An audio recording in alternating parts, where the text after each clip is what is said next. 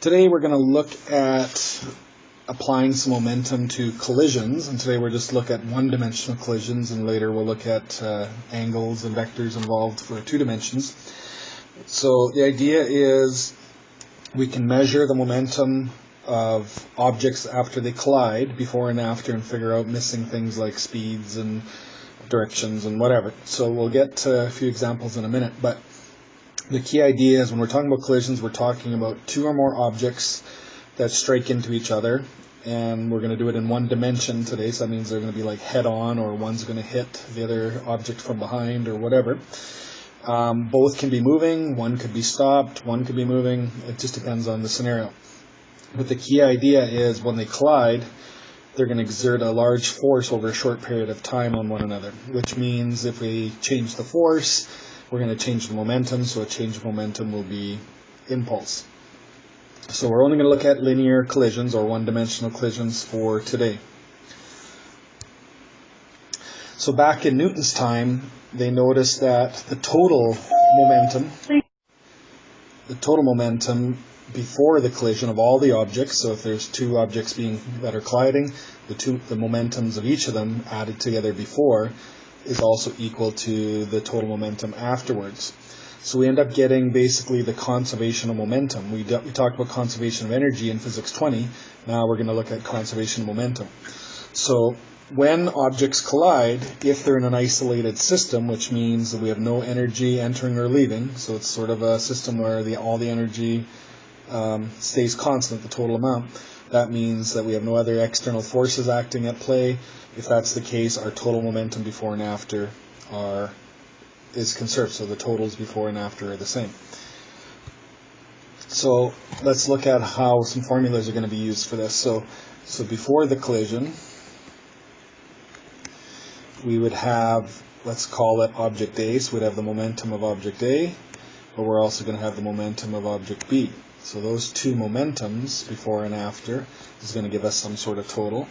And then we know that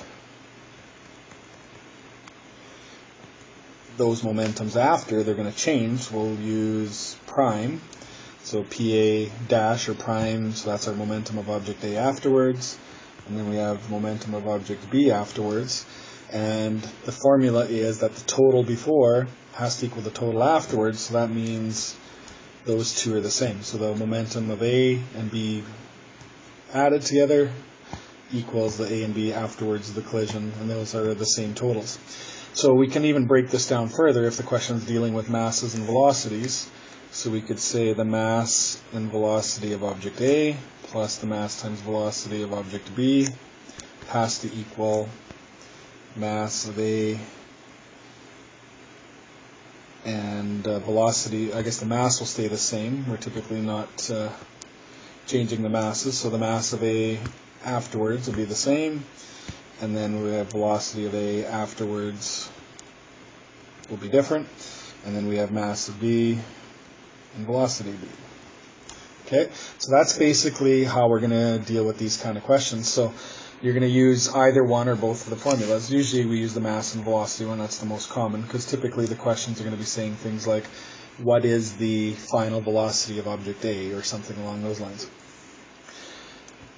So let's do a couple examples. The first example is where we're going to get 2 objects that are going to strike and bounce apart. And then the second example is we're going to look when 2 objects strike but stick together. So both of them are similar, but you have to be a little bit careful when you're solving them. So this first one is we got 2 pool balls. We got a billiard ball moving to the right. It hits another one that's stopped, and the question is, what's the velocity of the red ball afterwards? So if we set this up, I'll even do it in color so we can keep track of this a little bit better. So we're going to have mass of A times velocity of A plus the mass of B and velocity of B before, and that'll equal our mass and velocity after. So let's write those in like that. So now let's substitute it in. So our mass of the first one was 0.15, and its velocity was 8. and our mass of the red one, it says is similar, so that'll be the same size. So right, pool balls are the same size, so it'll be 0.15, but it's at rest, which will be 0. So that means that whole thing will be 0. So then on our right hand side we've got the same mass, and this time it says it's moving to the right. We've got to be careful. So moving to the right, we consider that positive. So our velocity originally was positive 8. It's still moving to the right, so that'll be positive 2.5. And then our red ball has the same mass, 0.15. And the question is, what's its velocity? So you can see we plug everything in the formula. We have everything except for the final velocity of ball B. So now all we have to do is do the math, solve all this. So if we go 0.15 times 8,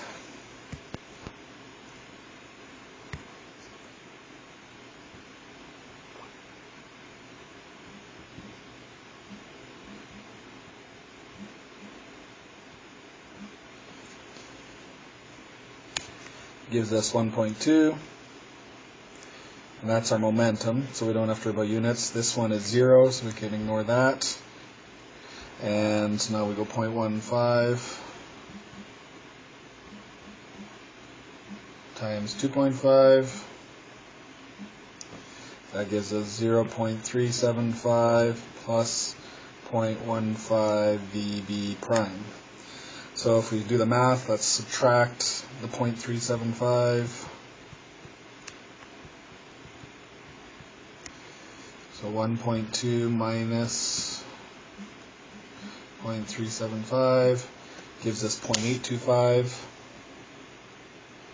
And we're going to divide by 0.15. And that gives us a final answer of 5.5.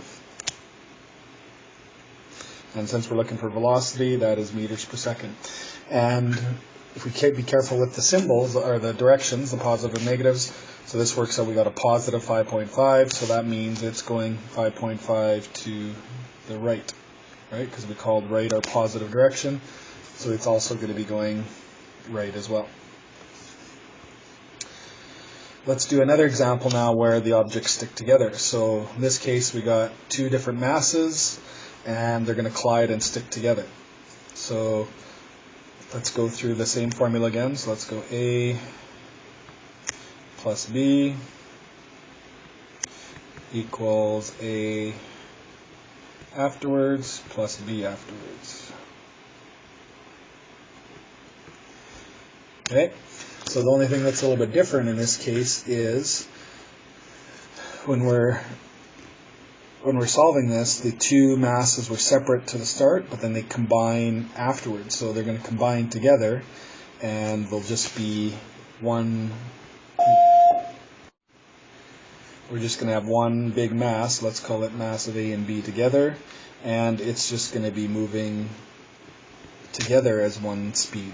So that's the only thing that changes with these when they stick together. We're just going to combine the two A and B's into one. And you can write it as AB or just MV, it doesn't really matter. You don't need to worry too much about the symbols. So in this case, let's be careful. So we got a blue one, that's 2.3. And it says it was moving to the right at 12, so 2.3 times 12. Then it says we got a red one, that is 5.6. And it was moving to the left at 8.1. So we're going to put that in as negative. So be really careful with the positive and negatives. So now afterwards, the masses are going to stick together. So our total mass will still be the same, but it'll be 5.6 plus 2.3. So that'll give us 7.9 for our total mass. And the question is, what's its total velocity afterwards? So pretty basic question. All we have to do is figure out the left-hand side and divide by 7.9. And I won't bother doing the work on this one. When we plug all that in on our calculator, we should get an answer of negative 2.2. Okay, so we got to be careful with this. Let's think about the logic a little bit with this one. So we had a smaller mass going to the right at 12. and we had a larger mass going to the left at 8.1.